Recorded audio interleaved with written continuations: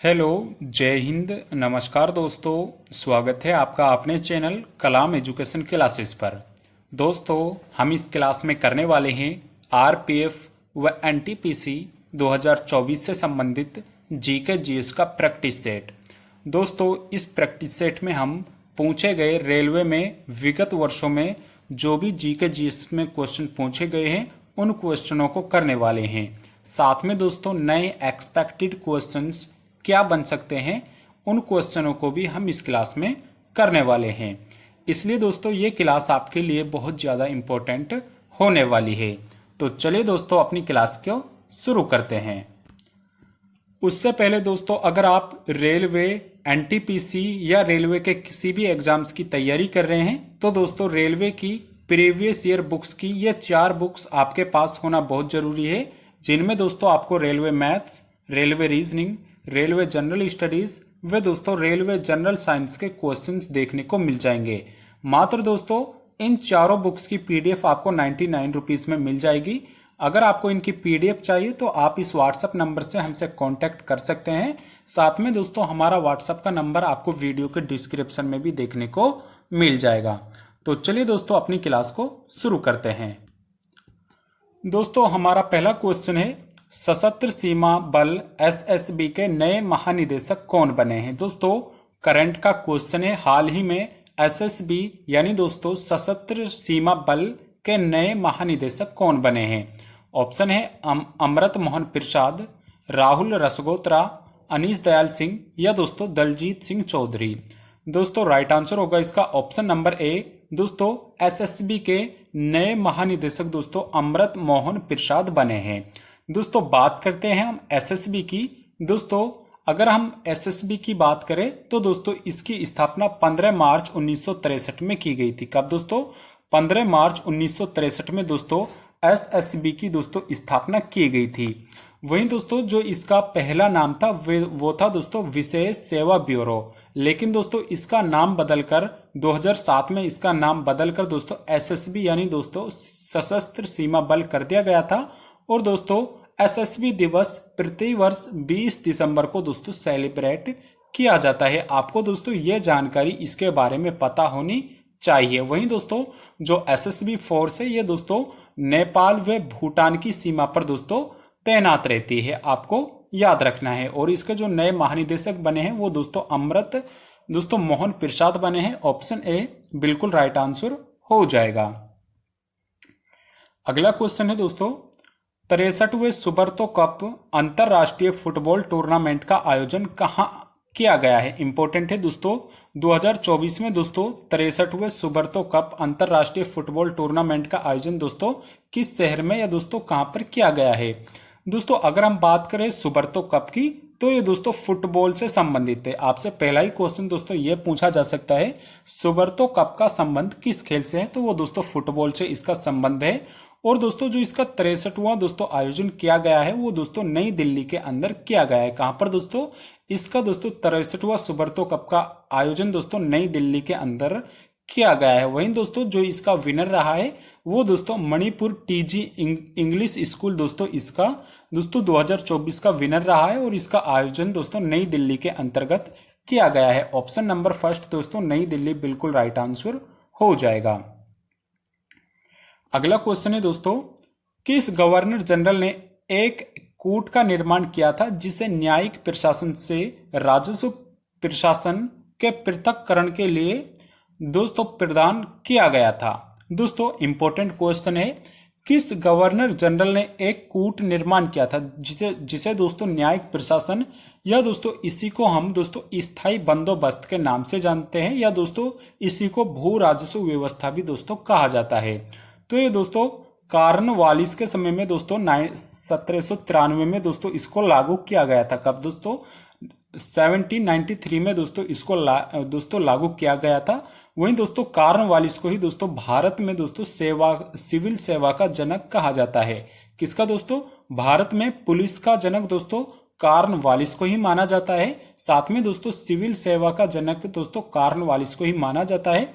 इसका कार्यकाल दोस्तों 1786 से लेकर दोस्तों 1793 तक रहा था। कब से दोस्तों? 1786 से लेकर 1793 तक कॉर्नवालिस का दोस्तों शासन काल यहाँ पर रहा था। लेकिन दोस्तों 1805 में फिर से दोस्तों इसको दोस्तों बंगाल का गवर्नर जनरल बनाया गया था। हमारा ऑप्शन नंबर सेकंड कॉर्नवालिस बिल्कुल राइट आंसर हो जाएगा। अगला क्वेश्चन है, परिवार नियोजन कार्यक्रम का कार्यान्वयन निम्नलिखित में से किस भारतीय पंचवर्षीय योजना के प्रमुख लक्ष्यों में से एक था?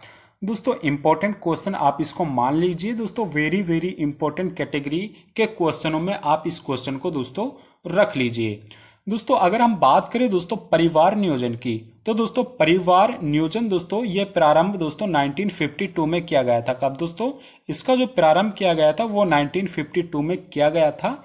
लेकिन दोस्तों अगर आपसे पूछता है कौन सी पंचवर्षीय योजना का उद्देश्य दोस्तों परिवार नियोजन कार्यक्रम रखा गया था, तो वो दोस्तों चौथी पंचवर्षीय योजना को दोस्तों रखा गया था। और जो इसका दोस्तों यहाँ पर जो उद्देश्य था चौथी पंचवर्षीय योजना का वो था दोस्तों स्थिरता के साथ विकास व दोस्तों आत्मनिर्भरता। वहीं दोस्तों इसके दो यहाँ पर उद्देश्य रखा गया था। एक था दोस्तों परिवार नियोजन कार्यक्रम व दोस्तों सेकंड था इसका स्थिरता के साथ विकास के साथ दोस्तों आत्मनिर्भरता।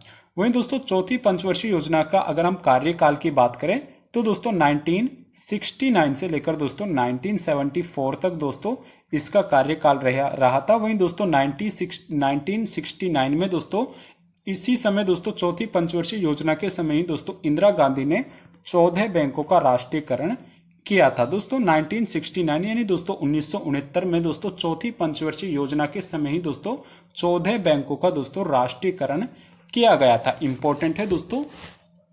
चलिए अगले प्रश्न की ओर बढ़ते हैं। अगला क्वेश्चन है और इंपॉर्टेंट क्वेश्चन है दोस्तों, भारतीय संविधान के निम्नलिखित में से किस अनुच्छेद का उल्लेख समानता के अधिकार के अंतर्गत किया गया है? इंपॉर्टेंट है दोस्तों। इनमें से दोस्तों किस अनुच्छेद का उल्लेख समानता के अधिकार के अंतर्गत किया गया है? ऑप्शन है जीवन और व्यक्तिगत स्वतंत्रता की सुरक्षा, या दोस्तों शिक्षा का अधिकार, धार्मिक मामलों का प्रबंधन करने की स्वतंत्रता, या दोस्तों उपाधियों का उन्मूलन।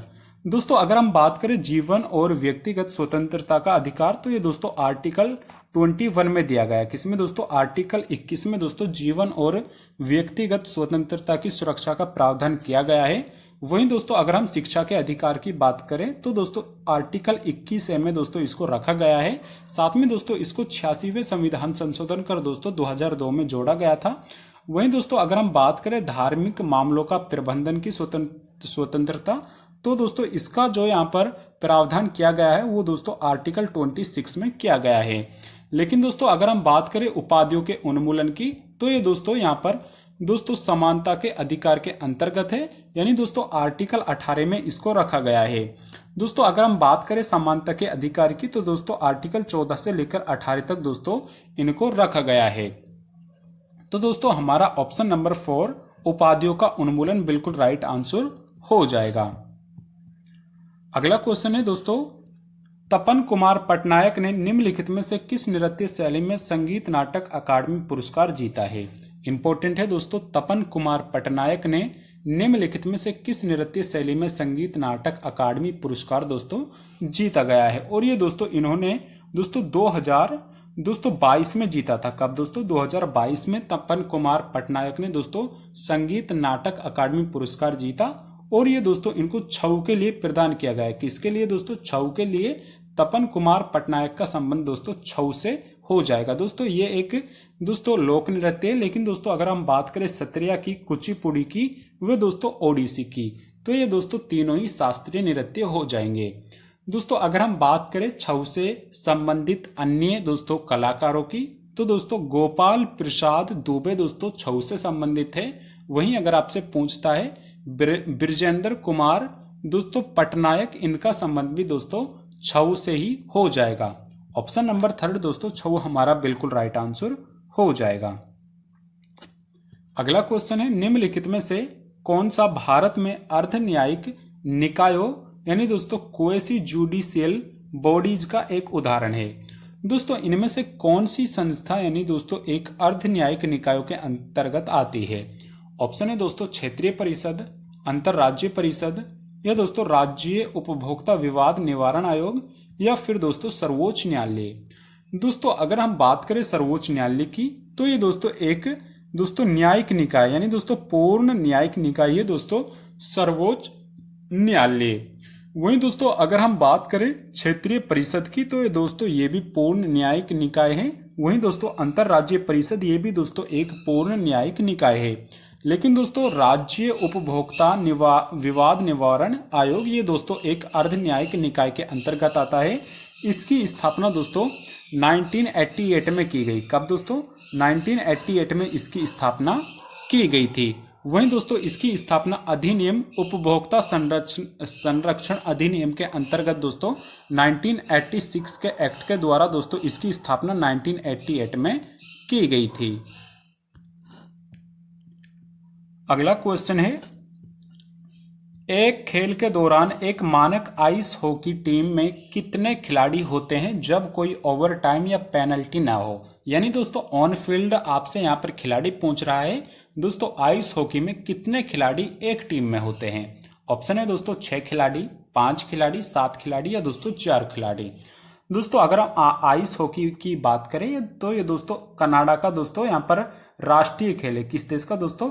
कनाडा का राष्ट्रीय खेल है। और इसमें दोस्तों प्रत्येक दोस्तों यानी दोस्तों 6 खिलाड़ी इसमें होते हैं। ऑप्शन नंबर फर्स्ट दोस्तों 6 खिलाड़ी हमारा बिल्कुल राइट आंसर दोस्तों हो जाएगा। अगला क्वेश्चन है, बारदोली सत्याग्रह निम्नलिखित में से किस वर्ष में हुआ था? दोस्तों बारदोली सत्याग्रह दोस्तों हमारा दोस्तों एक इंपॉर्टेंट यहाँ पर दोस्तों आंदोलन हो जाएगा। दोस्तों 1928 में ये दोस्तों गुजरात राज्य में दोस्तों सत्याग्रह बारदोली सत्याग्रह दोस्तों हुआ था। वहीं दोस्तों जो इसका नेतृत्व किया था वो दोस्तों सरदार वल्लभ भाई पटेल के द्वारा किया गया था। वहीं दोस्तों जो सरदार वल्लभ भाई पटेल थे दोस्तों भारत के पहले उप प्रधानमंत्री बने थे। क्या दोस्तों? भारत के पहले उप प्रधानमंत्री दोस्तों सरदार वल्लभ भाई पटेल ही बने थे। और दोस्तों जो सरदार की उपाधि दी थी वो दोस्तों सरदार वल्लभ भाई पटेल को दोस्तों बारदोली की महिलाओं के द्वारा ही दी गई थी। वहीं दोस्तों हमारा राइट आंसर हो जाएगा ऑप्शन नंबर थर्ड 1928 में दोस्तों बारदोली सत्याग्रह दोस्तों यहाँ पर हुआ था। ऑप्शन नंबर थर्ड हमारा बिल्कुल राइट आंसर हो जाएगा। अगला क्वेश्चन है, भारत में शुंग वंश के संस्थापक कौन थे? दोस्तों इंपॉर्टेंट क्वेश्चन है, भारत में शुंग वंश के संस्थापक कौन थे? ऑप्शन है कण्वा, पुष्यमित्र, देवभूति, या दोस्तों वसुमित्र। दोस्तों अगर हम बात करें शुंग वंश की तो दोस्तों मौर्य वंश के अंतिम शासक दोस्तों बृहद्रथ के दोस्तों एक सेनापति थे दोस्तों पुष्यमित्र शुंग। दोस्तों पुष्यमित्र शुंग ने बृहद्रथ की हत्या की और उसके बाद में दोस्तों उन्होंने शासन अपने हाथ में ले लिया। और दोस्तों जो इन्होंने अपनी राजधानी बनाई थी वो दोस्तों पटना को बनाई थी। यानी दोस्तों उस समय दोस्तों ये पाटलिपुत्र हुआ करती थी। क्या दोस्तों? उस समय पाटलिपुत्र हुआ करती थी। पाटलिपुत्री दोस्तों यहाँ पर पुष्यमित्र ने दोस्तों अपनी राजधानी बनाई थी। और दोस्तों जो शुंग वंश का अंतिम यहाँ पर दोस्तों जो शासक हुआ वो हुआ दोस्तों यहाँ का कौन सा दोस्तों? देवभूति। दोस्तों शुंग वंश के अंतिम शासक देवभूति हुए और इनकी भी हत्या दोस्तों किसके द्वारा? दोस्तों वासुदेव के द्वारा कर दी गई थी। किसके द्वारा? वासुदेव के द्वारा इनकी हत्या कर दी गई। और वासुदेव ने दोस्तों इनकी हत्या कर किस वंश की स्थापना की? तो इन्होंने दोस्तों कण्व वंश की स्थापना की। आप देख सकते हैं दोस्तों भारत में शुंग वंश की स्थापना पुष्यमित्र शुंग ने दोस्तों बृहद्रथ की हत्या करके दोस्तों शुंग वंश की स्थापना की। और जो शुंग वंश की जो अंतिम शासक था देवभूति दोस्तों उसकी हत्या कर दोस्तों वासुदेव ने कण्व वंश की स्थापना की थी। इंपॉर्टेंट है दोस्तों, आपको याद रखना है। अगला क्वेश्चन है, लोक नृत्य खोरिया या फिर दोस्तों इसको खेरिया भी बोला जाता है का संबंध निम्नलिखित में से किस राज्य से है? दोस्तों खेरिया नृत्य का संबंध किस राज्य से है? ऑप्शन है हरियाणा से, महाराष्ट्र से, असम से, या दोस्तों पश्चिम बंगाल से। दोस्तों पहले हम बात करेंगे पश्चिम बंगाल की। तो दोस्तों यहाँ का बाउल नृत्य कौन सा? दोस्तों बाउल नृत्य। साथ में दोस्तों गंभीरा नृत्य कौन सा? दोस्तों गंभीरा नृत्य ये भी दोस्तों वेस्ट बंगाल में किया जाता है। वहीं दोस्तों अगर हम बात करें असम की तो दोस्तों कोनाई नृत्य, झुमुरा नृत्य, ये दोस्तों साथ में दोस्तों नट पूजा। दोस्तों नट पूजा भी असम, ये भी दोस्तों असम का एक नृत्य हो जाएगा। वहीं दोस्तों महाराष्ट्र की अगर हम बात करें तो दोस्तों लावणी नृत्य, कोली नृत्य, तमाशा नृत्य, ये दोस्तों महाराष्ट्र राज्य में किया जाता है। वहीं दोस्तों राइट आंसर हो जाएगा हमारा ऑप्शन नंबर फर्स्ट, हरियाणा। दोस्तों खोरिया नृत्य का संबंध हरियाणा राज्य से हो जाएगा। वहीं दोस्तों अगर हम कुछ अन्य हरियाणा के अन्य उत्सवों की बात करें, लोक नृत्यों की बात करें, तो दोस्तों झूमर नृत्य हरियाणा में सेलिब्रेट किया जाता है। फाग नृत्य दोस्तों हरियाणा में सेलिब्रेट किया जाता है। धमाल नृत्य दोस्तों हरियाणा में सेलिब्रेट किया जाता है। साथ में दोस्तों लूर और गुग्गा लोक नृत्य, ये दोस्तों हरियाणा में दोस्तों सेलिब्रेट किए जाते हैं। इंपॉर्टेंट है दोस्तों, 100% इन्हीं से दोस्तों आपसे एक क्वेश्चन पूछ लिया जाएगा। अगला क्वेश्चन है, निम्नलिखित में से किस खेल में बेस्ट स्ट्रोक को एक तकनीक के रूप में पेश किया जाता है? आपसे दोस्तों डायरेक्ट पूछ रहा है बेस्ट स्ट्रोक शब्द का संबंध किस खेल से, यानी दोस्तों शब्दावली आपसे पूछी गई है। लगभग दोस्तों बेस्ट स्ट्रोक ये दोस्तों 8 से 10 एग्जामों में दोस्तों पूछा जा चुका है, इसलिए दोस्तों इंपॉर्टेंट हो जाता है। ऑप्शन है दोस्तों तैराकी से संबंधित है, शूटिंग से, घुड़सवारी से, या दोस्तों पोल से। दोस्तों बेस्ट स्ट्रोक शब्द दोस्तों तैराकी से संबंध है। किससे दोस्तों? ऑप्शन नंबर फर्स्ट स्विमिंग हमारा बिल्कुल राइट आंसर हो जाएगा। अगला क्वेश्चन है, समाज सुधारक राजा राम मोहन राय भारत में किस सामाजिक धार्मिक सुधार आंदोलन से संबंधित हैं? इंपॉर्टेंट है दोस्तों, भारत में राजा राम मोहन राय किस सामाजिक धार्मिक सुधार आंदोलन से दोस्तों संबंधित है? वहीं दोस्तों अगर हम बात करें आर्य समाज की, तो इसकी स्थापना 1875 में दोस्तों स्वामी दयानंद सरस्वती के द्वारा की गई थी। वहीं दोस्तों अगर हम बात करते हैं दोस्तों यहाँ पर स्वामी नारायण आंदोलन की, तो दोस्तों जो स्वामी नारायण आंदोलन था, इसकी स्थापना दोस्तों 1801 में दोस्तों सहजानंद सरस्वती के द्वारा की गई। वहीं दोस्तों जो अगर हम थियोसॉफिकल सोसाइटी की बात करें, तो इसकी स्थापना दोस्तों 1884 में दोस्तों मैडम बिलावस्की व दोस्तों कर्नल अलकाट के द्वारा दोस्तों की गई थी। वहीं दोस्तों अगर हम दोस्तों हमारा राइट आंसर हो जाएगा ब्रह्म समाज। इसकी स्थापना दोस्तों ब्रह्म समाज की अगर हम बात करें, तो इसकी स्थापना दोस्तों 1828 में दोस्तों राजा राम मोहन राय के द्वारा दोस्तों कलकत्ता में की गई थी। कहां पर दोस्तों? कलकत्ता में इसकी स्थापना दोस्तों राजा राम मोहन राय के द्वारा दोस्तों 1828 में की गई थी, और यही हमारा दोस्तों बिल्कुल राइट आंसर हो जाएगा। अगला क्वेश्चन है, कौन सी शास्त्रीय नर्तकी शास्त्रीय नृत्य के क्षेत्र में अपने योगदान के लिए पद्म भूषण 1992 में प्राप्त करने वाली सबसे कम उम्र की नर्तकियों में से एक है? इंपॉर्टेंट है दोस्तों, अक्सर क्वेश्चन आपसे पूछा जाता है। 1992 में दोस्तों पद्म भूषण से सम्मानित भारत की पहली कौन सी शास्त्रीय नर्तकी बनी है? ऑप्शन है दोस्तों रुक्मणी देवी अरुंडेल, मल्लिका साराभाई, सोनल मानसिंह, या दोस्तों अलारेम वल्ली। तो दोस्तों राइट आंसर होगा इसका ऑप्शन नंबर सी, दोस्तों सोनल मानसिंह।